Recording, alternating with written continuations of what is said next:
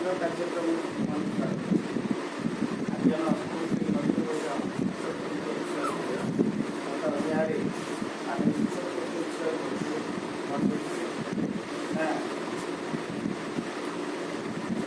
ଭାବରେ ତାର ମୂଲ୍ୟ ନିର୍ଣ୍ଣୟ କରିବା ଆଲୋଚନା କରିବା ଗଲା ଟିକେ ଆମେ ଆରମ୍ଭ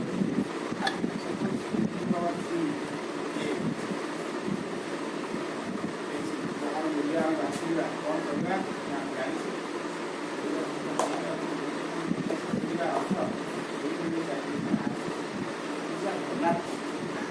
ଯଦି ଋଣାତ୍ମକ ଖାତ ରାଶି ବା ଋଣାତ୍ମକ ରାଶି ରହିଛି ତାହା ମାଇନସ୍ ଦୁଇଟା ମଧ୍ୟ ତାହେଲେ ଆମେ କ'ଣ କରୁଛୁ ମଧ୍ୟ ଲେଖିବା -2 ତାହେଲେ ଏବେ ଯଦି ଦେଖିବା ଆମେ ପଢ଼ିବା ମୁଦ୍ରଣ କାର୍ଯ୍ୟ ଆରମ୍ଭ କରିବା ମାନଙ୍କର ପ୍ରଥମ ମୁଦ୍ରଣ କାର୍ଯ୍ୟ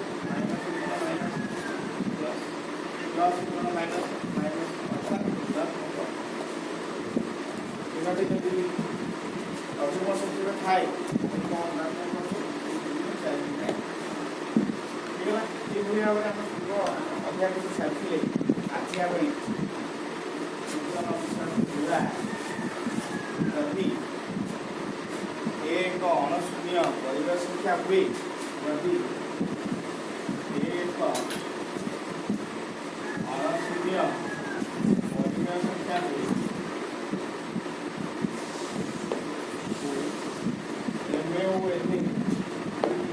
ସଂଖ୍ୟା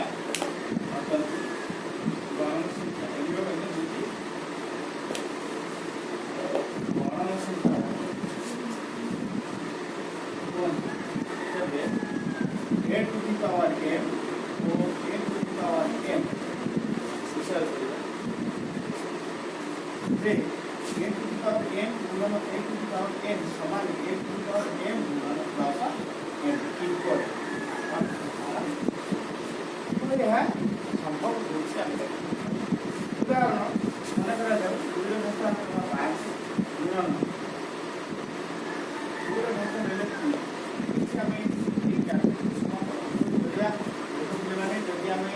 ଏଇ ସୂତ୍ର ଅନୁଯାୟୀ ଯିବା ତାହେଲେ ଦେଖିପାରିବା 2 ଘାତ 5 5 ଥର 2 ଘାତ 3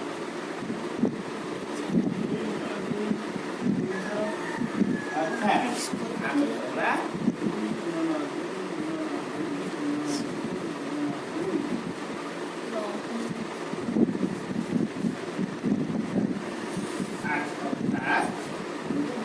ଲେଖିଲେ 8 ଥର 8 ଆମେ ଲେଖିବା ତାହେଲେ ସେଇଆ ହଉଛି ନା ନାହିଁ ଏ କହିଲେ 2 ତ 5 3 ପାଇଲେ ନା ପାଇଲେନି ପାଇପାରିଲେ ଯଦି ଦୁଇଟି ସମ ଆଧାର ବିଶିଷ୍ଟ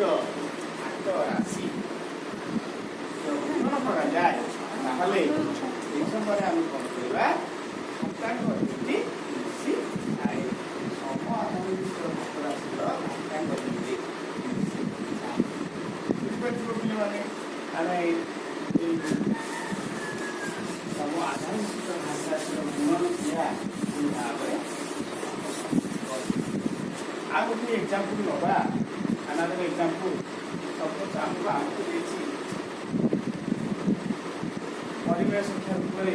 2 3 4 ଘାତ 3 ଗୁଣନ 2 4 ଘାତ ଦେଖ ଆର ସମାଧାନ କରିବାକୁ ହେଲେ ଆମକୁ ପ୍ରଥମେ କ'ଣ କରିବାକୁ ପଡ଼ିବ ସେହି ନିୟମ ମନେ ପକାଇବା କ'ଣ ଆମର ନିୟମ ଥିଲା ନା ଆଧାର ସମାନ ଅଛି ମିଶେଇବା ଅର୍ଥ